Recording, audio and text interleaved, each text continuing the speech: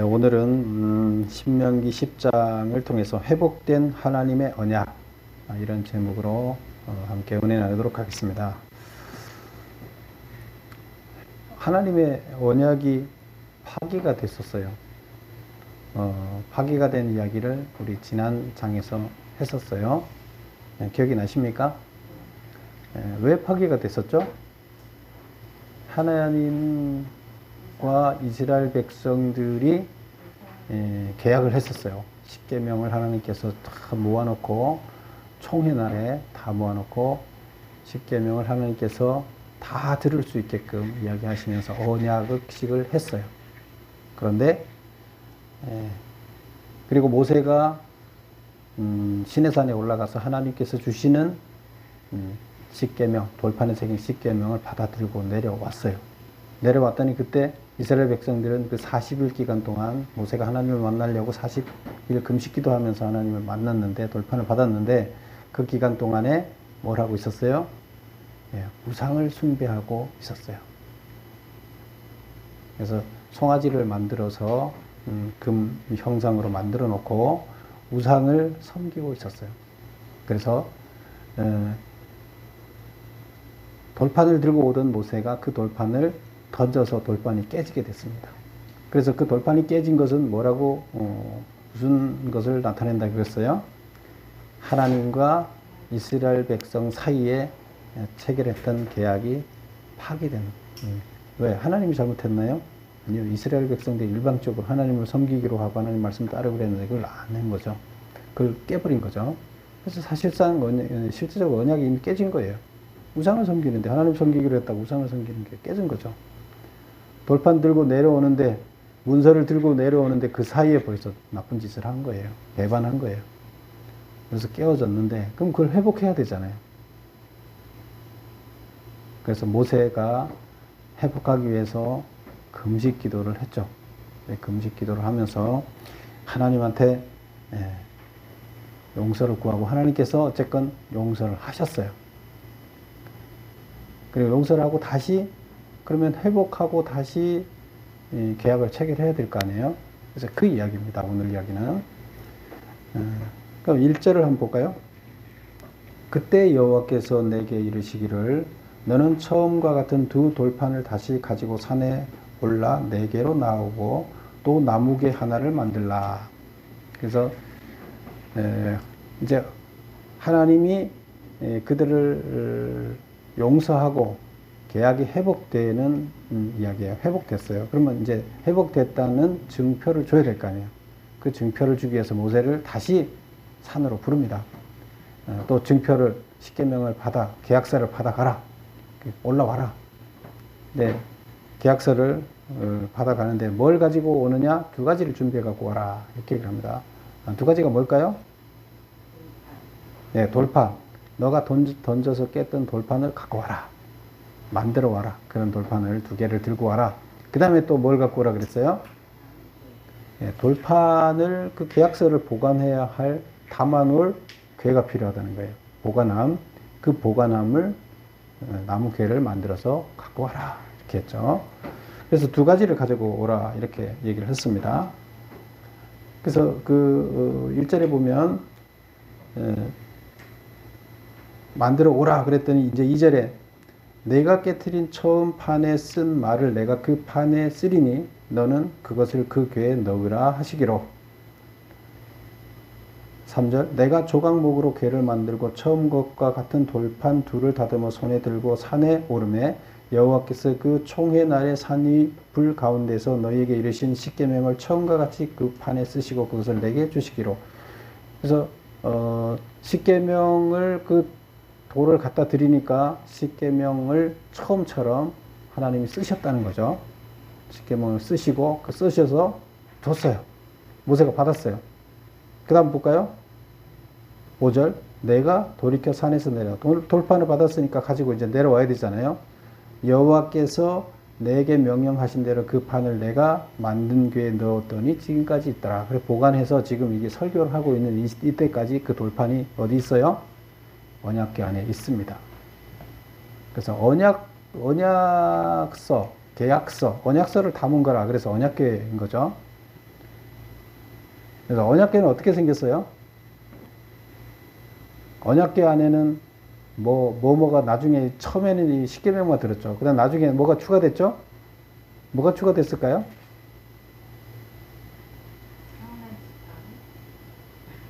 예, 아론의 지팡이. 또, 예, 만나를 담은 항아리 세 가지가 그 나중에 이제 그 안에 추가가 된 거죠. 그래서 처음에는 언약궤 안에 언약서만 들어있었어요. 돌판 언약서만, 계약서가 들어있었던 거죠. 예. 메모를 보겠습니다. 신명기 10장 1, 2절에서 여호와께서 모세에게 지시한 내용은 무엇인가? 처음과 같은 두 돌판을 다듬어 가지고 산에 올라 내게로 올라오고 나무개 하나를 만들라. 내가 깨트린 처음 판에 쓴 말을 내가 그 판에 쓰리니 너는 그것을 그 궤에 넣어라. 그래서 돌판을 준비해 갖고 오고 내가 글을 써줄 테니까 언약 궤를 만든 다음에 거기다 그걸 보관해라. 이제 이렇게 얘기를 합니다. 그 다음에 2번 보겠습니다. 처음과 같은 두 돌판, 나무궤, 내가 깨트린 처음 판에 쓴 말은 무엇인가? 그래서 처음과 같은 두 돌판이라는 것은 처음에 십계명을 기록했던 두 돌판을 얘기하는 거죠. 그래서 그런 처음에 십계명을 썼던 그 돌판인데 이 돌판은 처음에 누가 준비를 했나요? 지금 두 번째는 모세 보고 준비해 갖고 오라 그래서 준비해서 갔어요. 처음에 돌판은 모세한테 준비하라 그랬었나요? 아니에요. 하나님이 돌판을 준비해서 기록해 갖고 갔어요. 그게 차이예요. 그래서 두 번째는 너가 깨트렸던 그 돌판 똑같은 거 준비해 갖고 올라와라. 그래서 준비해서 올라갔는데 처음에는 하나님께서 다 준비해서 기록해 갖고 오신 거였어요. 그 다음에 그 나무궤라는 것은 아까 말씀드렸죠. 언약궤라는 거죠. 언약궤, 법궤 이런데 말씀이 그 안에 있는 건데 우리는 이것을 하나님이 그 안에 계시다. 말씀 이꼴 하나님이시잖아요. 그래서 하나님 형상으로 계시지 않은데 말씀을 기록해 놓은 것이 있으니까 곧 하나님이 있는 곳으로 이제 우리는 이렇게 알고 그 법궤를 성막에 앞에는 성소가 있고 지성소가 뒤쪽에 있었죠. 하나님의 방이에요. 지성소가. 하나님의 방에 법궤를 가운데다 딱 놓는 그런 거였죠. 그래서 그 법궤예요. 언약궤, 법궤, 증거궤, 그 다음에 시은, 은혜를 베푸는 그 시은소, 이런 식으로 다양하게 이제 얘기를 합니다. 그 다음에, 또 뭐죠? 내가 처음 깨뜨린 처음 판에 쓴 말, 그거는 말은 뭐였죠? 십계명이었죠. 그래서 이렇게 용어들을 우리가 한번 정리를 해봤습니다. 그래서 처음과 같은 두 돌판은 처음에 깨기 전에 처음에 하나님께서 십계명을 적어주신 그 돌판을 얘기하는 거고 나무궤는 언약궤를 얘기하는 거다. 그 다음에 내가 깨트린 처음 판에 썼던 말이라는 것은 십계명을 얘기를 하는 것이다. 이렇게 봅니다. 3번 보겠습니다. 모세가 깨뜨렸던 십계명이 기록된 돌판이 다시 만들어진다는 것에는 어떤 의미가 숨어 있는가? 깨트려졌다는 것을 우리가 무슨 의미라 그랬어요? 돌판이 깨졌다는 것은 계약이 파기됐다. 그런 뜻이죠. 그럼 다시 계약서를 쓴다는 건 뭐예요? 네, 계약이 다시 회복됐다는 뜻이에요. 하나님과 이스라엘 백성 간에 파기되었던 계약이 회복되었음을 의미한다. 회복이 됐으니까, 합의가 됐으니까 계약서를 쓰는 거죠. 그래서 이제 회복됐다. 4번, 파기되었던 언약을 다시 회복하기 위해서 어떤 과정이 필요했는가? 계약이 파기됐는데 그냥 회복될 수 있어요? 무슨 과정이 있었기 때문에 회복이 된 거잖아요. 그 과정은 일방적으로 잘못한 것은 백성들이잖아요. 이스라엘 백성. 그럼 이스라엘 백성의 변화가 있어야 되죠. 이스라엘 백성의 변화가 없이 하나님을 섬기지 않고 계속 우상을 섬기게 되면 하나님하고 계약 관계는 계속 파기 상태에 있겠죠. 그러면 이스라엘 백성이 우상을 버리고 하나님께로 와야 되는 과정이 하나 있어야 되는 거죠. 근데 그 과정을 누가 시동을 걸었어요? 모세가 하나님 앞에 기도하는 모습을 통해서. 그 다음에 내려와서 우상을 섬기는 주동자들을 다 처단하는, 죽였어요. 한 3천여 명을 죽였어요. 누가 죽였어요? 모세가 레위인들을 동원해서 여기에서 레위 지금 여기 우상을 섬기는 장소에 내려와서 모세가 그랬어요. 돌판을 깨고 난 다음에 여기에서 가담하지 않은 자들은 다 나한테 와라. 우상 섬기는데 가담하지 않는 자들은 내 쪽으로 모여라. 그랬더니 다 모인 사람이 누구냐면 레위 지파에 있는 사람들이 다 모였어요. 레위 지파의 그때 장은 누구였어요? 아론이었는데 아론은 우상을 섬기는 주동자였지만 그 밑에 있는 그 세계 지파에 있는 그 사람들은 다 우상을 섬기지 않았어요. 그래서 아론은 하나님께서 멸하라고 했지만 레위 지파는 모세 쪽으로 섰어요. 그러니까 레위 지파를 한테 명령을 해서 칼을 들고 가서 지금 주동자들을 다 처단해라. 그래서 한 3,000여 명을 죽였어요. 그때. 그래서 레위 지파들은 그쪽에 서 있지 않았어요.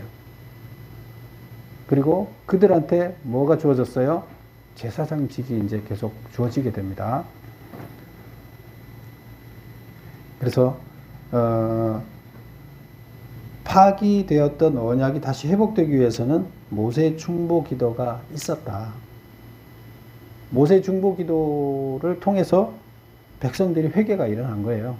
그 과정이 있었기 때문에 가능했다. 결국 변화가 있어야 되는데 그것은 모세 중보 기도, 모세가 있었기 때문에 가능했다. 이런 얘기가 되겠습니다. 그래서 이제 그 5절까지 이제 이야기가 십계명을 다시 받는 이야기, 계약이 회복되는 이야기인데, 그 회복된 그 중심에는 모세가 있었다 하는 이야기를 하게 됩니다. 그 다음에 이제 그 6절부터 11절까지는 무슨 내용인가? 두 돌판이 보관된 언약궤를 맡은 자가 누구냐에 관한 이야기가 나옵니다. 그래서 지금 돌판을 언약궤에 집어넣은 것까지는 5절까지 얘기가 됐잖아요. 그러면 이제 그럼 그 돌판을 넣은 보관 언약궤가 누가 어떻게 관리하느냐도 이제 문제가 되겠죠. 그래서 그 부분을 지금 여기서 다루고 있습니다. 6절부터. 그래서 6절 보면 이렇게 돼 있어요. 6절 그 후반부에 보면 아론이 거기서 죽고 장사되고, 아론이 죽었어요. 아론이 제사장이었죠. 죽고 그의 아들 엘르아살이 그를 이어 제사장의 직임을 행하였다는 거예요. 그래서 이제 아론이 죽으니까 그 아론 아들한테 제사장직을 물려줬어요. 원래 아론 아들은 4명이 있었는데 그 중에서 2명은 불을 잘못 붙이다 죽었었죠. 그리고 2명이 남아 있는데 그 중에 이제 그 마지가 엘르아살인데, 엘르아살이 이제 그거를 대를 이어서 제사장직을 하게 되는 거죠. 그래서 그 레위 지파에 대한 이야기를 하는데, 이제 레위 지파에 그럼 제사장을 누가 하느냐 하는 얘기를 하고 세대 교체가 됐다, 이제 이런 얘기가 나오죠. 사실 아론은 하나님한테 큰 벌을 받아도 마땅한 자였죠. 제사장이라는 그 역할을 감당해야 할 자가 백성들을 엉뚱한 우상을 섬기게 만들었던 주동자가 돼 있었기 때문에. 근데 그걸 죽이라 그랬는데, 앞장에서 보면 아론을 죽이라 그랬는데 모세가 기도해서 아론을 죽이지 않았다, 용서를 받았다, 이제 이런 얘기가 나오는데, 그 아론이 죽고 다음 세대가 이제 제사장으로서 바톤을 넘겨받았다 하는 이야기를 합니다. 그 다음에 이제 또 이어서 보면 그 메모 한번 볼까요? 5번에 제사장이었던 아론이 죽자 그의 대를 이어 제사장이 된 사람은 아들 엘르아살이었다. 엘르아살은 이제 앞으로 쭉 많이 나옵니다. 역할이 많이 있습니다. 6번 레위 지파는 성막 봉사 직무를 위해 특별히 구별되었다. 이들이 한 일은 무엇인가? 그 다음에 이들이 그 제재를 받은 제한된 규정은 무언가? 여기 보면 8절에 나와 있죠. 8절에 그때 여호와께서 레위 지파를 구별하여 여호와의 언약궤를 매게 하며, 지금 레위 지파 이야기를 쭉 지금 나오는데, 이게 왜 레위 지파 이야기를 한다고요? 언약궤를 어떻게 누가 관리하느냐, 그 말씀을 누가 관리하느냐를 이야기하기 위해서 지금 이 레위지파에 관한 이야기를 지금 풀어나가고 있어요. 그래서 거기 보면 레위지파를 구별하여 여호와의 언약궤를 매게 하였습니다. 그래서 언약궤를 매게 했다고 얘기를 했죠. 그래서 언약궤 얘기를 하기 위해서 레위지파 얘기를 풀어나가는 거예요. 하나님의 말씀을 관리하는 자, 언약궤를 관리하는 자. 그 언약궤를 매게 하는 거예요. 이동할 때마다 언약궤를 누가 매냐. 언약궤를 함부로 누가 손을 대게 되면 죽게 만들었어요. 그래서 레위지파 정해진 사람만이 그걸 만질 수가 있어요. 그것도 함부로 만지면 죽어요. 레위지파도, 제사장들도. 그래서 제사장이 그 안에 들어가서 그걸 관리를 하되, 레위지파라는 것은 그 종족이고, 제사장은 뭐예요? 그 중에서 그 제사를 진행하는, 하나님께 예배를 드리는 진행자를 얘기하는 거죠. 그래서 하나님과 백성 간의 중간 다리 역할을 하는 자를 제사장이라고 하는데요. 그럼 여기 보면 레위지파를 구별하여 여호와의 궤를 매게 하며 여호와 앞에서 서서 그를 섬기며 또 여호와의 이름을 축복하게 하셨으니 이는 오늘까지 이르느니라. 그래서 보면 그 세 가지를 써놨죠. 여호와의 언약궤를 매게 하며 여호와 앞에 서서 그를 섬기며, 여호와 앞에 서서 그를 섬긴다는 것은 하나님을 대신해서 백성 앞에서 하나님을 대신해서 백성 앞에 서는 걸 얘기해요.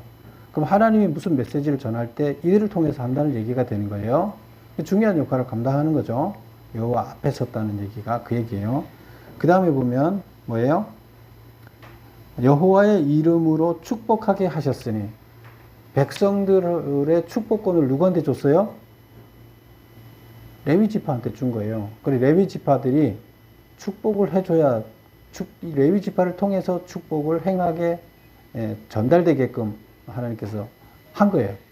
그래서 레위지파가 하나님의 축복의 통로가 되는 거예요. 그래서 그들이 축복권이 있기 때문에 그들이 축복을 해줘야 축복이 전달되게 되는 이런 구조입니다. 그래서 그런 말씀을 여기서 하는 거예요. 그럼 레위지파가 이제 상당히 중요한 역할을 맡았죠. 근데 이 모든 것들이 뭐 때문에요? 계약, 언약, 그 계약서, 십계명, 말씀 때문인 거죠. 그 말씀을 관리하는 자한테 있는 걸 다 준 거예요. 왜 그래요? 말씀 이꼬로 하나님이기 때문에요. 하나님의 대행자가 되는 거예요. 그래서 레위지파, 이스라엘 백성이 선택받은 백성이지만 하나님의 일을 감당하기 위해서 그 중에서도 레위지파가 그 일을 감당하게끔, 특별한 일을 감당하게끔 했다. 이제 이렇게 나옵니다. 그 다음에 보면, 그래서 6번 메모를 다시 한번 볼게요. 레위지파 성막 봉사 직무를 위해서 특별히 구별을 했는데 그들이 한 일은 무엇이고 그들이 또 제재를 받은 건 뭐냐. 언약궤를 메었고 여호와 앞에서 그를 섬기며 여호와의 이름으로 축복하는 일을 하였다. 두 번째는 분깃이 없고 기업이 없고 여호와가 그의 기업이니라. 그 좋은 일도 있었지만 또 나쁜 것도, 인간들 입장에서 보면 나쁜 게 있어요. 뭐예요? 분깃이 없어요. 뭐 먹을 게 없다는 거예요. 다른 사람들은 분깃이 있어서 땅을 다 나눠주고 거기서 자기 스스로 먹고 살 수 있는 길을 만들어줬어요. 그런데 이 제사장들은 뭐예요? 분깃이 없어요. 땅이 없어요. 이 레위지파한테는 땅을 안 줘요. 먹고 살 길이 없어요. 그 다음에 그러니까 기업이 없는 거예요. 기업이라는 것은 수익 창출 수단이잖아요. 근데 그들한테 수익 창출 수단이 없다는 거예요. 땅도, 분깃 나눠준 땅도 없고, 그 다음에 그러다 보니까 수익 창출 수단도 없어요. 그런데 유일하게 뭐가 기업이에요? 그들한테는 여호와가 그의 기업이니라. 그래서 하나님이 그의 수익 창출 수단이에요. 그들한테는, 제사장 레위지파한테는. 이게 뭐예요? 하나님을 잘 섬기고 다른 지파들이 주는 헌금을 가지고 생활하라 이거예요. 그래서 여호와께서 생계를 책임져 주신다는 의미다. 하나님께 드리는 것을 대신 받아서 그들이 먹는 거죠. 이런 구조를 하나님께서 만들어 놓으신 거예요. 그래서 이들이 왜 이렇게 했어요? 하나님에 전념할 수 있게 하기 위해서 그렇게 한 거예요. 그래서 하나님의 일에 전념한다는 것은 하나님의 말씀을 그들한테 전달하는 거고 하나님의 뜻을 전달하는 게 되는 거고 통로가 되는 거예요. 그래서 그 언약궤, 그 다음에 돌판, 뭐 이게 다 결국 말씀이라는 의미가 되는 거고 하나님이라는 의미가 되기 때문에 그것을 관리하는 자들이 레위 지파였다. 레위 지파 중에서도 제사장들이 특별한 관리를 하게 됐지만 어쨌건 레위 지파들은 그래서 하나님이 특별한 혜택도 줬지만 제한 사항도 있었다. 이렇게 이야기를 합니다.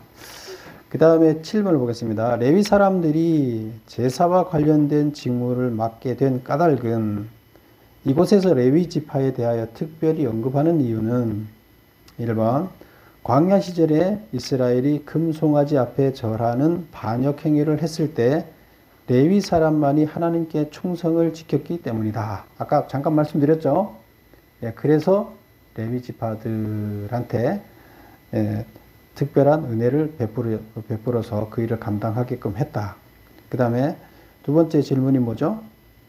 이곳에서 레위 지파에 대해서 특별히 언급하는 이유는 뭐냐? 갑자기 그것은 두 돌판이 보관된 언약궤를 맡은 자이기 때문이다. 레위 지파가 이 언약궤를 맡았다는 것을 이야기하는 거예요. 그래서 그 맡은 자들이 도대체 그럼 어떤 자들이냐? 이걸 설명하기 위해서 이야기를 합니다. 그래서 지금까지 보면 그 11절까지 이야기는 언약이 회복되는 것을 하나님으로부터 돌판을 다시 받는 이야기. 이게 이제 언약이 회복되는 이야기였죠. 그리고 그 회복된 언약의 증표로서 준 그 돌판을 가지고 어떻게 잘 보관하고 관리를 하느냐. 근데 이것은 돌판만 잘 보관한다는 의미일까요? 그럼 문자적으로 우리가 이해하는 거예요. 돌판만 잘 보관하고 문제가 없게끔 관리를 하겠다. 뭐 금을 관리하듯이 관리하라 이런 뜻일까요? 네, 그런 뜻이 아니에요. 하나님의 말씀을 잘 관리를 해서 하나님의 말씀이 백성들한테 잘 전달되게 해라 이런 뜻이에요. 이게 바로 그 함을 관리하는 그 문자적으로는 그렇게 기록하고 있지만 보관하는 자로서 그러나 이들이 메시지 관리를 제대로 하라는 의미가 되는 거예요. 무슨 말씀인지 알겠죠? 네, 그래서 중요하다. 그래서 여기서 이렇게 특별히 언급을 하고 있다. 이렇게 보면 됩니다. 근데 이 메시지를 잘못 관리하면 어떻게 되겠어요? 엉뚱한 얘기를 전달하거나 자기 얘기를 하거나 하게 되면 하나님이 어떻게 생각하겠어요? 예. 그렇게 되면 더 큰 나쁜 자가 되는 거죠. 그래서 중요한 역할인 거예요. 그 다음 이제 12절부터 이제 그때 22절까지 나오는 이야기는 뭐냐면 하나님께서 지금 언약을 회복했잖아요. 그럼 언약 회복한 백성들한테 뭔가를 전달하겠죠. 그럼 뭔가를 메시지를 전하겠죠. 언약이 회복됐으니까 뭔가를 한마디를 하시는 거예요. 그 요구사항이에요. 하나님의 요구사항. 언약 백성이 된 자에게 요구하는 사항을 누가 전달하는 거예요? 모세가 전달하는 거예요. 그럼 우리는 언약 회복됐으니까 언약 백성은 어떻게 해야 되느냐 하는 메시지를 지금 전하는 게 다음 이야기가 되겠습니다. 자, 8번 보세요. 하나님께서 요구하시는 것 5가지는 그 5가지를 12절, 13절에서 이제 쭉 메모를 해놓습니다. 하나씩 읽어볼게요. 12절 보세요. 이스라엘아, 내 하나님 여호와께서 내게 요구하는 것이 무엇이냐?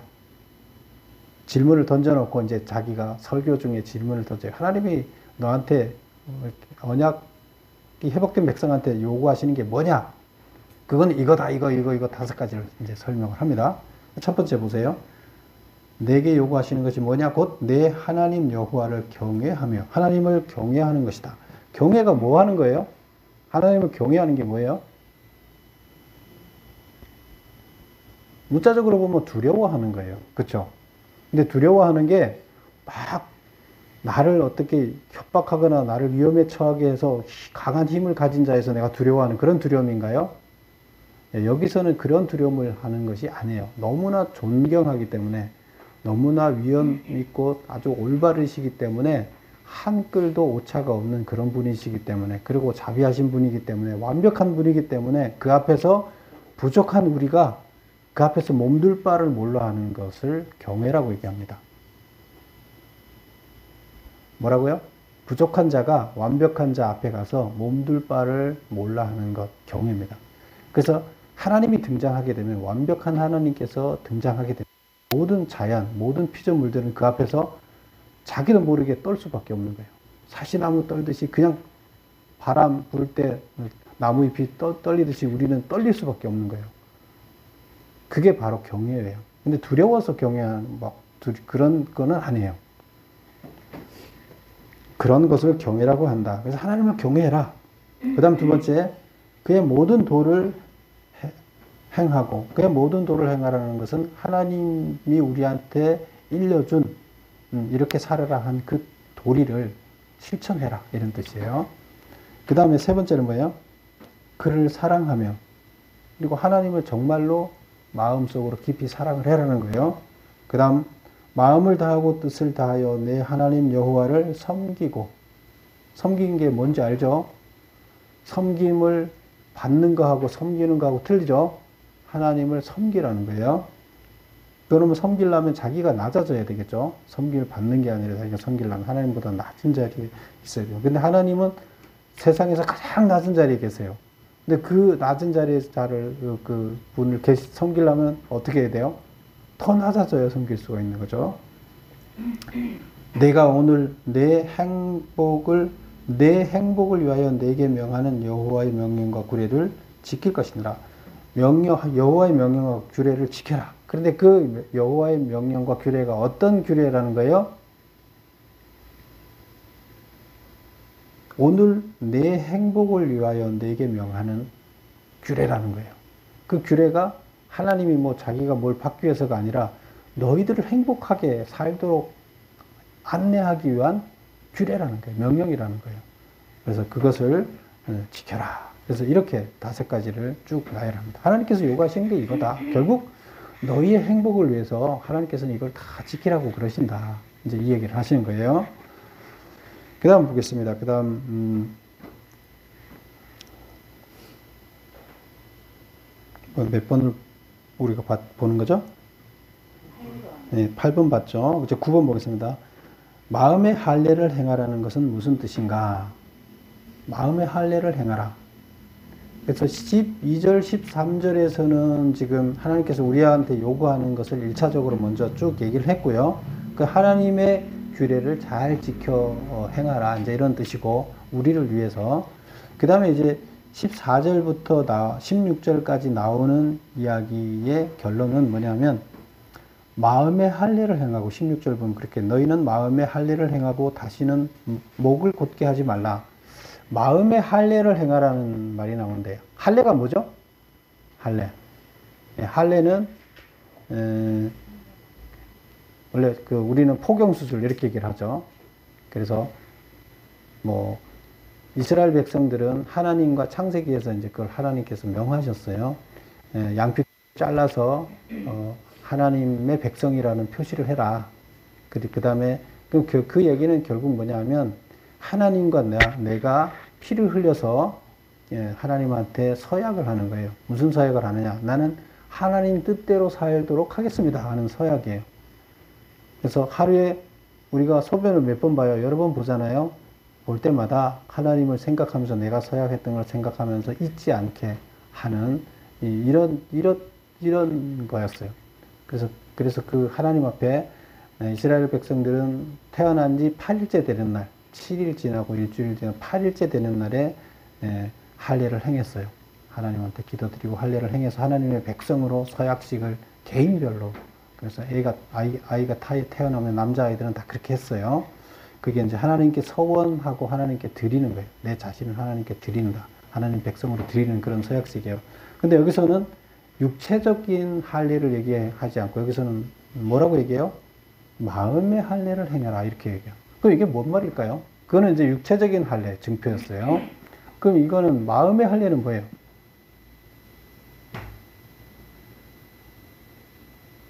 육체적인 할례를 양피 끝을 잘라서 8일 만에 할례를 할 때는 목적이 뭐였을까요? 그 할례의 목적이 뭐였을까요? 그 양피 끝을 자르는 게 목적이 있는 것이 아니라 마음의 할례에 목적이 있는 거예요. 마음의 할례라는 건 뭐냐? 내 마음이 참으로 하나님의 백성이 되는 거예요. 그걸 하기 위해서 육체적인 표시를 하는 거예요. 근데 만약에 육체적인 표시만 하고 내 마음에 할례를 행하지 않는다 그러면 목적 달성이 안 되는 거예요. 할례 목적 달성이 되지 않는 거예요. 그래서 마음의 할례를 하라는 것은 하나님께서 처음에 할례 목적을 만들어 놓은 목적대로 우리의 마음이 바뀌어야 된다는 거예요. 하나님께서 요구하시는 것은 우리의 마음이 바뀌는 거예요. 하나님의 백성으로서 온전하게 살겠다는 결단을 하는, 그래서 우리 마음을 정결하게 하는, 하나님 백성답게 살고자 결단하고 그렇게 우리의 마음이 향해 있는 이것이 할례예요. 마음이 할례예요. 근데 그게 안 돼 있으면 양피끝만 자르는 걸 하나님께서 원하셨을까요? 아니에요. 그거는 형식이고 형식을 통해서 이 내면의 변화가 일어나기를 바라시는 거였죠. 그래서 그 진정한 할례를 행해라 이런 뜻이 되는 거예요. 마음의 할례를 행하라는 것은 하나님께서 원래 생각하는 그 할례를 행해라. 그래서 너희는 마음의 할례를 행하고 다시는 목을 곧게 하지 말라. 그래서 할례를 행한 자는 목이 곧아질까요? 하나님의 말씀이 그 안에 들어가서 하나님의 백성으로 살기로 한 자는 하나님 말씀이 자기를 지배하기 때문에, 목이 곧아진 자는 하나님 말씀이 사라지고 자기 생각이 자기를 지배하는 자가 목이 곧아진다 그랬죠. 그래서 마음의 할례를 받은 자는 목이 곧아지지 않습니다. 그래서 여기서 마음의 할례를 행하고 그렇게 제대로 행했다면 다시 목이 곧아지지 않겠죠. 그래 다시 목이 곧아져서 우상을 섬기는 자가 되지 말라는 거예요. 정말로 할례를 행해서. 아시겠죠? 무슨 뜻인지. 예, 그래서 여기서 할례를 행하지, 마음의 할례를 행하라는 얘기는 그런 이야기가 되겠습니다. 마음의 정결을 행해서 다시 우상을 섬기는, 그래 목이 곧아지는 자가 되지 말라. 정말로 참 마음의 하나님의 백성으로 변화되어라. 참 할례를 마음에 행해라. 이런 뜻이 되겠습니다. 그 다음에 10번 보겠습니다. 17절 18절에서 모세가 하나님이 어떤 분이신가를 나열하는 이유는 무엇 때문인가? 17절 18절에서 보면 하나님이 어떤 분인가를 다시 쭉 나열을 해요. 볼까요? 한번 17절부터 너희의 하나님 여호와는 신 가운데 신이시며. 자, 신 가운데 신이다. 이게 무슨 뜻이에요? 신 중에서 최고의 신이다. 그러니까 이거는 신이 많은데 그 중에서 최고 뛰어난 신이다 이런 뜻일까요? 그런 뜻이 아니라 사람들이 신이라고 생각하는 것 중에서 다 신이 아니고 참신은 여호와 하나님밖에 없다 이런 의미로 이제 여기서 얘기를 합니다. 그래서 신 가운데 신이다. 그 다음에 주 가운데 주다. 주인 가운데 주인이시다. 뭐 같은 얘기죠. 크고 능하시며 두려우신 하나님이시다. 사람을, 여기서 두려운 하나님이라는 것은 경외할 때 두려움을 얘기하는 거예요. 아까 말씀드렸죠. 막 무서워서 막 험악한 어떤 존재여서 강력한 힘을 갖고 있어 두려운 게 아니라 정말로 존경할 분, 완벽한 분이어서 그 앞에 가면 우리가 떨릴 수밖에 없는 그런 두려움을 얘기합니다. 경외. 그래서 두려우신 하나님이시라. 하나님은 이런 분이라는 나열하고 있습니다. 그 다음에 또 나열해요. 사람을 외모로 보지 아니하시는 하나님이시다는 거예요. 그러니까 외모 생긴 게 어떠느냐, 좋은 옷을 입었느냐, 뭐 이런 게 아니라 그럼 뭘 본다는 거예요? 무슨 생각을 하고 있느냐, 우리 중심이 무슨 생각을 하고 있느냐, 그걸 본다는 거예요. 하나님은 마음이 우리 그림 그려 있듯이 우리 영상으로 뭘 보듯이 우리 마음을 다 보시는 분이세요. 영이시기 때문에. 그래서 우리 외모를 보는 것이 아니라 중심을 보시는 하나님이시다. 그 다음에 뇌물을 받지 아니하시고, 뇌물이라는 건 뭐예요? 정당한 노력이나 정당한 뭐를 통해서 만들어지는 것이 아니라 자기의 이익을 위해서 부당하게 뭐를 행하는 거죠. 그래서 부당한 이익을 받기 위한 건데 하나님은 절대 그런 거 행하시는 분이 아니다. 그럼 정의로운 하나님이신 거죠. 그 다음에 고아와 과부를 위하여 정의를 행하시며, 고아와 과부는 어떤 자였어요? 이때 당시에 가장 약한 자, 스스로 힘으로 스스로 살아가기 어려운 자, 자기 능력으로 살아갈 힘이 없는 자예요. 누군가의 도움을 받아야 제대로 살 수 있는 자예요. 그쵸? 고아가 무슨 자기가 먹고 살 길이 어디 있겠어요? 과부가 이때 당시에 지금이야 시대가 바뀌어서 그렇지만 그래서 여기서는 고아와 과부라고 표시하고 있지만 우리는 이 말을 어떻게 바꿔야 돼요? 스스로 살아갈 능력이 없는 약한 자, 약자, 경제적인 약자, 정신적인 약자, 뭐 많이 있겠죠? 그런 자들을 얘기해요. 그리고 그런 자에 대해서 하나님께서는 특별히 정의를 행하신다. 그들을 의롭게 세워서 스스로 살아갈 수 있게 해주시는 하나님이시다. 이런 뜻이에요. 정의라는 것은 모든 사람한테 의로운 거잖아요. 근데 이들 약자한테도 공평하게 살아갈 힘을 주시는 하나님이다. 이런 뜻이에요. 그 다음에 나그네를 사랑하며, 또 나그네는 어떤 사람이에요? 나그네는 이스라엘 백성이 아닌 사람이죠. 그런데 거기와 들어 사는 사람. 지금 제가 메모해 놓은 거 한번 보겠습니다. 나눔을 위한 질문의 11번 한번 보겠습니다. 주로 나그네가 되는 세 가지 원인은 무엇인가? 이때 당시에 나그네가 되는 사람은 1. 이스라엘 사람 가운데 섞여 사는 외국인들. 이스라엘이 출애굽할 때 외국인들도 많이 따라왔다 그랬어요. 이제 그런 사람들이에요. 그 다음에 완전히 진멸되지 않고 남아있는 가나안 사람들.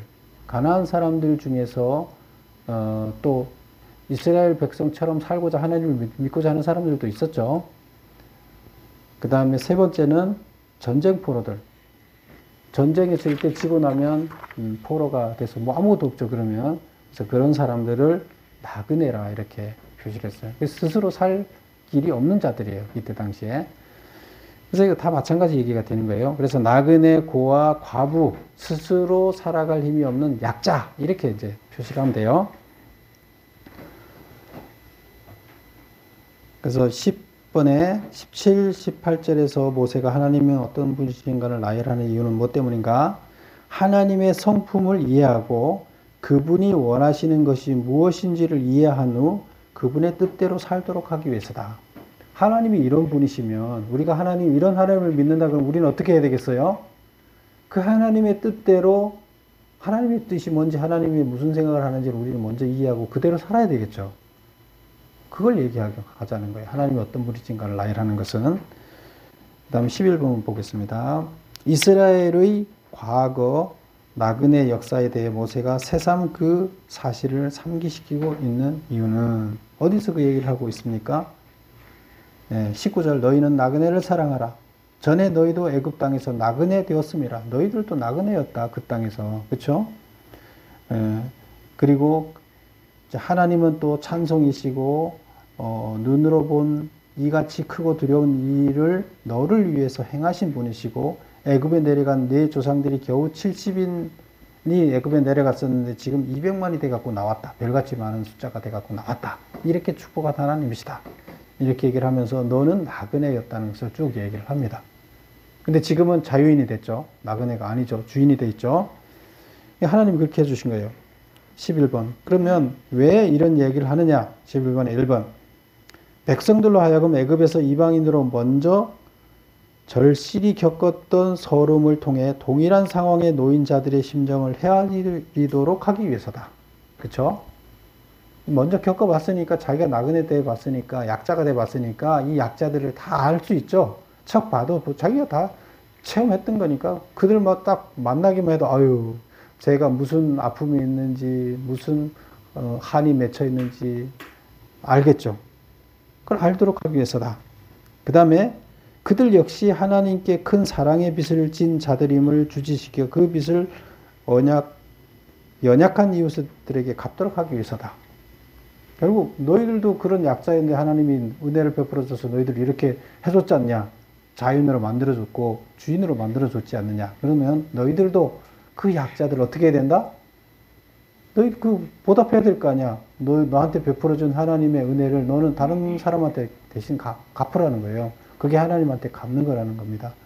그래서 그것을 강조하기 위해서 여기서 너희가 나그네였던 자다 이야기를 합니다. 결국 지금 12절부터 끝에까지 이야기는 무슨 이야기예요? 언약이 회복됐는데 그럼 언약 백성이 어떻게 해야 된다? 하나님 뜻에 따라 잘 살아야 된다. 말씀대로 잘 지키면 살아야 된다. 그 다음은 뭐예요? 이웃에게 사랑을 베풀어야 된다. 그것이 하나님께서 너희한테 축복해준 그것을 하나님한테 은혜 갚는 것이다. 이런 얘기를 합니다. 이게 다예요. 하나님 말씀대로 살아라. 그 다음에 뭐라고요? 예, 이웃을 사랑하라. 하나님 사랑하고 이웃을 사랑하라. 그런 거예요. 언약 백성이 됐으니까 하나님 뜻이 이거다. 그러니까 너희들 이거 지켜야 되지 않느냐. 이것을 다시 반복하는 겁니다. 우리는 언약 백성이잖아요. 우리는 언약 백성이에요. 언약 백성답게 하나님의 은혜를 우리는 갚으면서 가야 돼요. 누구한테? 약자들에게 하나님의 은혜를 갚는 것이, 베푸는 것이 하나님의 은혜를 갚는 거예요. 보답하는 거예요. 그래서 이걸 해야 돼요. 이렇게 행하고 하나님 말씀 따르고, 이것이 바로 언약 백성의 살 길이다. 도리다 하는 겁니다. 여러분 모두 언약 백성으로서 도리를 지키는 여러분이 되시기를 축원합니다. 기도하겠습니다. 아버지 하나님,